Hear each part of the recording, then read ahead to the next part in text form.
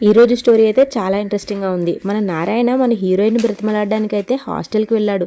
ఇక తనకి జరిగిన విషయం కూడా చెప్పాడు. మహాలక్ష్మి కరిగిందా, తన మనసు మార్చుకుని ఇంటికి రావడానికి ఒప్పుకుందా, ఇక మరిన్ని ఇంట్రెస్టింగ్ విషయాలు ఈరోజు ఎపిసోడ్లో ఉన్నాయి. ఇక పెద్ది కూడా తన మనసులో బాధనంతటిని మహాలక్ష్మికి చెప్పేశాడు. ఇక తనని హాస్టల్లో అప్పగించి ఇంటికి వచ్చేశాడు. మహాలక్ష్మి మనసు మార్చుకుని ఇంటికి రాబోతుందా, వీళ్ళ మాటలు మహాలక్ష్మి పైన ఎంత ప్రభావితం చూపించనున్నాయి, ఇలాంటి మరిన్ని విషయాలు ఈరోజు ఎపిసోడ్లో ఉన్నాయి. అస్సలు మిస్ అవ్వకండి. ఇక ఈరోజు స్టోరీలో ఏం జరిగిందో చూసేద్దాం, వచ్చేయండి. హాస్టల్ వార్డెన్ మన మహాలక్ష్మిని ఇలా అడుగుతుంది, సగం పేమెంటే ఇచ్చావు, మిగిలిన మనీ ఎప్పుడు ఇస్తావు అని. దానికి పెద్ది వెంటనే అంటాడు, ఇంకా ఎంత ఇవ్వాలి అండి అని. దానికి ఆమె చెప్పిన డబ్బులు అక్కడ మన పెద్ది కట్టేస్తాడు. ఆ మనీ తీసుకున్న తర్వాత అక్కడ వార్డెన్ అడుగుతుంది, మీరు ఏమవుతారు మహాలక్ష్మికి అని. దానికి పెంచుకుంటే తండ్రిని అయ్యేవాడిని, రక్తం పంచుకుంటే అన్నయ్యని అయ్యేవాడిని, మావేని అయ్యేవాడిను, ప్రస్తుతానికి పెద్దినయ్యాను అని సమాధానం చెప్తాడు. దానికి మహాలక్ష్మి ఫ్రెండ్ గార్డియన్ అనుకోవచ్చు కదా అంటుంది. దానికి మన పెద్ది అవును సంరక్షకుడిని అని అనుకోండి అని చెప్తాడు. పెద్ది హాస్టల్ వార్డెన్కి ఇలా చెప్తాడు, మా అమ్మాయికి బయట ప్రపంచం తెలియదు, కొంచెం జాగ్రత్తగా చూసుకోండి అని చెప్తాడు. దానికి వాళ్ళు మా దగ్గర ఉంటే మీ అమ్మాయి చాలా జాగ్రత్తగా ఉంటుందని హామీ ఇస్తారు. తర్వాత ఇక మన పెద్దితో సంతకం తీసుకుంటుంది ఆ వార్డెన్. ఈ తర్వాత మన పెద్ది మహాలక్ష్మిని అక్కడే వదిలి బయలుదేరుతాడు. తర్వాత మన పెద్ది గుండెల నిండా బాధతో అక్కడి నుంచి బయలుదేరతాడు. ఇక మనసులో మహాలక్ష్మి వచ్చిన రోజు నుంచి ఏం జరిగినాయో అన్నీ ఒకసారి గుర్తు చేసుకుంటూ ఉంటాడు మన పెద్ది. బాధతో బయలుదేరిన పెద్దిని మహాలక్ష్మి పిలుస్తుంది. ఎక్కడే ఈరోజు స్టోరీ స్టార్ట్ అవుతుంది, అస్సలు మిస్ అవ్వకండి. మహాలక్ష్మి వచ్చి మన పెద్దిని ఇలా అడుగుతుంది, ఆ కళ్ళలో నీళ్ళేంటి పెద్ది అని. దానికి మన పెద్ది సమాధానం చెప్తాడు, ఇప్పటి వరకు కట్టకట్టుకుని ఉన్న దుఃఖం ఇప్పుడు నీరులా ప్రవహిస్తున్నట్టుందమ్మా అని. దానికి మన మహాలక్ష్మి అదేంటి పెద్ది ఏమైంది అని అడుగుతుంది. ఏమైందో నీకు తెలుసు కదమ్మా, మళ్ళీ ఎందుకు అడుగుతున్నావు అని అడుగుతాడు మన హీరోయిన్ని పెద్ది. కన్నతండ్రి కూతురు వదిలి అత్తారింటికి వెళ్ళిపోతుంటే కన్నతండ్రి ఎందుకు బాధపడతాడో, ఒక అన్న పెళ్లి చేసుకున్న చెల్లి అత్తారింటికి వెళ్ళిపోతుంటే ఎంత బాధపడతాడో, మా కష్టాన్ని సుఖాన్ని మా చాదస్తాన్ని మా పేదరికాన్ని అన్నీ పంచుకున్న నువ్వు ఇప్పుడు ఇల్లు వదిలిపోతుంటే ఎందుకు బాధ అని అడుగుతున్నావేంటమ్మా, ఇదంతా ఇలా చూస్తూ ఉంటే నా గుండె చెరువైపోతుందమ్మా అంటాడు. నీ కన్నీళ్ళకి అర్థం నీకు తెలియనట్టే నా కన్నీళ్ళకి అర్థం కూడా నాకు తెలియడం లేదు అని మన పెద్ది చాలా బాధపడతాడు. ఇక మహాలక్ష్మితో తన బాధ అంతా పంచుకుంటాడు. నాకు పెంచడం చేత కాలేదో, నా పెంపకంలో తప్పో నాకు తెలియదు, కానీ వాడు నువ్వు గీసిన గీత చెరిపి తప్పు చేశాడు. కానీ ఒకటి గుర్తుంచుకో అమ్మా, వాడు ఎప్పటికీ చెడ్డవాడైతే కాదు, తాగిన మత్తులో వాడు ఇలా ప్రవర్తించాడు. వీలైతే వాడిని క్షమించు. నువ్వు కాదని వద్దని వదిలేసి వచ్చిన ఇల్లు ఎప్పటికీ నీ సొంత ఇల్లే, నువ్వు ఎప్పుడు కావాలనుకుంటే అప్పుడు అక్కడికి వచ్చేయచ్చు అని చెప్తాడు మన పెద్ది. తర్వాత మన పెద్ది మహాలక్ష్మికి మంచి చెడ్డలు అన్నీ చెప్తాడు. హాస్టల్లో బయట జాగ్రత్తగా ఉండమని చాలా జాగ్రత్తలు కూడా చెప్తాడు. ఇక తన దగ్గర ఉన్న డబ్బుని మహాలక్ష్మికి ఇచ్చి ఆ డబ్బుని ఉంచమని చెప్తాడు. ఇక అక్కడి నుంచి బయలుదేరుతున్న పెద్దిని మళ్ళీ మహాలక్ష్మి ఒకసారి పిలుస్తుంది. ఇక మన హీరోయిన్ మహాలక్ష్మి చివరి మాటగా పెద్దికి ఒక మాట చెప్తుంది, నేను జీవితంలో గట్టిగా ఏడ్చిన సందర్భాలు రెండే పెద్ది. అది మొదటిసారి మా నాన్నను వదిలి వచ్చేస్తున్నప్పుడు పోలీస్ స్టేషన్లో ఏడ్చాను, మళ్ళీ ఇప్పుడు మీరు వెళ్తుంటే అంతే ఏడుస్తున్నాను, వీలైతే నన్ను క్షమించండి పెద్ది అని అక్కడి నుంచి వెళ్ళిపోతుంది మన మహాలక్ష్మి. తర్వాత ఇంటి దగ్గర సీన్ అయితే మొదలవుతుంది. నారాయణ ఇంటికి వస్తాడు. మన చక్రి కాలర్ పట్టుకుని, నీ వల్లే మహాలక్ష్మి ఇంట్లోంచి వెళ్ళిపోయింది, నువ్వు ఇచ్చిన దిక్కుమాలిన సలహా నేను వినడం వల్ల నేను మృగంలా ప్రవర్తించాను, దానివల్ల మహాలక్ష్మి ఈరోజు ఇల్లు వదిలి వెళ్ళిపోయిందని చెప్తాడు. ఇక్కడ నారాయణ కూడా చాలా ఆశ్చర్యపోతాడు. నలుగురు దున్నపోతుల్లా ఉండి ఒక అమ్మాయిని ఆపలేకపోయారా అని అడుగుతాడు. దానికి చక్రి మేమేం చేయము, తను ఎవ్వరి మాట వినడం లేదు అని తన తండ్రి మీద చాలా కోప్పడతాడు.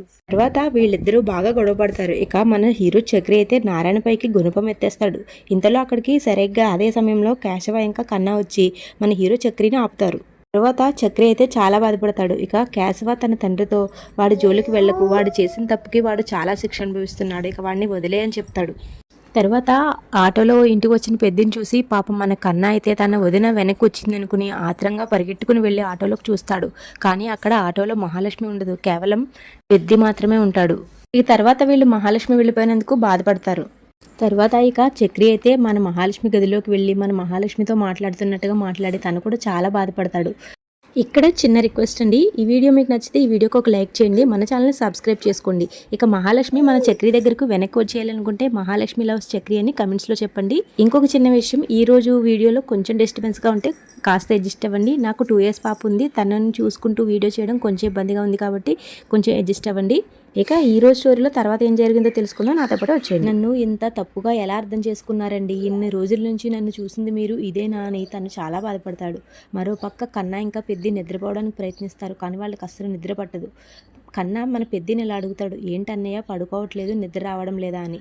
దానికి మన పెద్ది ఇలా చెప్తాడు, కాపలాగా ఉండాల్సిన నేను అప్పుడు కాపలా మర్చిపోయాను. ఇప్పుడు నా కళ్ళు తెరుచుకునేసరికి నేను ఆ విషయమే మర్చిపోయాను. ఇప్పుడు మొత్తం పరిస్థితి చేదాటిపోయిందిరా అని చెప్తాడు. దానికి మన కన్నా అయితే ఇలా అంటాడు, మొత్తమంతా చక్రి అనే వల్ల జరిగిందన్నయ్య అని. దానికి మన పెద్ది ఆ మాటని ఒప్పుకోడు. ఇక ఇలా అంటాడు, లేదు చక్రి వల్ల ఇలాంటి విషయం ఏది జరగలేదు. వాడు తాగిన మత్తులో ఇలా ప్రవర్తించాడే తప్ప వాడు కావాలని ఏది చేయలేదు. మనకంటే వాడు 100 రెట్లు ఎక్కువ బాధపడుతున్నాడు. వీలైతే చేతనైతే మనం వాడిని ఆ బాధ నుంచి, ఆ నరకం నుంచి బయటికి తీసుకురావాలే తప్ప వాడిని మరింత బాధ పెట్టకూడదురా అని చెప్తాడు.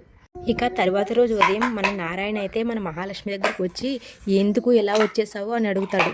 నువ్వు లేకపోతే నేను బీడీలు చాలా కాల్చేస్తున్నాను, నాకు ఆపే మనిషే లేరు, నన్ను పట్టించుకునే దిక్కే లేదు అక్కడ. నా ఏ తల్లి అయినా పిల్లల మీద కోపమిస్తుందే కానీ ఇంట్లో నుంచి అలిగి వెళ్ళిపోతుందా, చెప్పమ్మా అని అడుగుతాడు మన మహాలక్ష్మిని. నారాయణ మహాలక్ష్మితో ఇలా అంటాడు, నువ్వు కన్నాన్ని కొట్టినట్టుగా ఒక్క చెంపదెబ్బ వాడిని కూడా కుట్టుంటే సరిపోయేది కదా, నువ్వు ఇంత నిర్ణయం ఎందుకు తీసుకున్నావు అని అడుగుతాడు.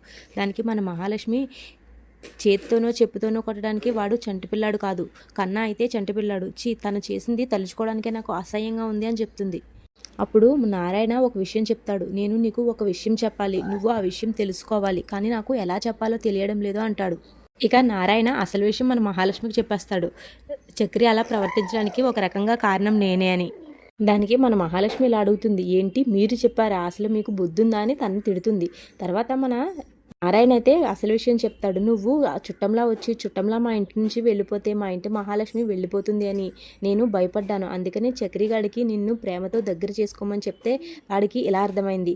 ఇది వాడి తప్పో లేక నా తప్పో కాదమ్మా అని చెప్తాడు. కానీ మన మహాలక్ష్మి దానికి, మీకు అసలు బుద్ధి ఉందా, నేను ఏ సందర్భంలో ఏ సమయంలో మీ ఇంటికి వచ్చాను, ఎలాంటి సిచ్యువేషన్లో మీ ఇంటికి వచ్చానో తెలిసి కూడా మీ ఇంటికి కోడలుగా ఎలా ఉంటాననుకున్నారు, మీ చక్రికి భార్యగా ఎలా మారతాననుకున్నారు అని ఇక మన నారాయణ అయితే చాలా తిడుతుంది. ఇక మన నారాయణ ఆ తిట్లన్నీ వెళ్ళాక తన చెవులు కూడా మూసుకుంటాడు. ఇక ఆ తిట్ల దండకం వెళ్ళాక మన నారాయణ అయితే అక్కడి నుంచి పరుగందుకుంటాడు. తర్వాత కన్నా హాల్లోకి వచ్చి, వదిన నా పెన్ ఎక్కడా అని అడుగుతాడు. ఆ మాటకి ఇంట్లో వాళ్ళందరూ చాలా బాధపడతారు. ఇక మన కన్నా కూడా నాకు అర్థమైంది, కానీ డైజెస్ట్ చేసుకోవడానికి కొంచెం టైం పడుతుందని చాలా బాధపడతాడు. అలా ఈరోజు ఎపిసోడ్ అయిపోతుంది. ఇక రేపటి స్టోరీ మాత్రం ఇంకా ఇంట్రెస్టింగ్గా ఉండబోతుంది. మన హీరో చక్రి మహాలక్ష్మి దగ్గరికి వెళ్తాడు, తనని క్షమించమని అడుగుతాడు. ఒక్కసారి క్షమించానని చెప్పండి అంటుంది. ఇక మహాలక్ష్మి మన చక్రిని క్షమిస్తుందా, ఏం జరగబోతుందో రేపటి స్టోరీలో చూద్దాం. అప్పటి వరకు మన ఛానల్ పైన ఒక కన్నేసించండి. ఈరోజు వీడియోలో కొంచెం డిస్టర్బెన్స్ వచ్చింది, అది నాకు అర్థమైంది. మా పాప కొంచెం అల్లరి చేసింది, దానివల్ల నాకు కొంచెం వీడియో లేట్ అయింది, ఇంకా డిస్టర్బెన్స్ కూడా వచ్చింది. సో ప్లీజ్ కొంచెం ఎక్స్క్యూజ్ చేసుకోండి.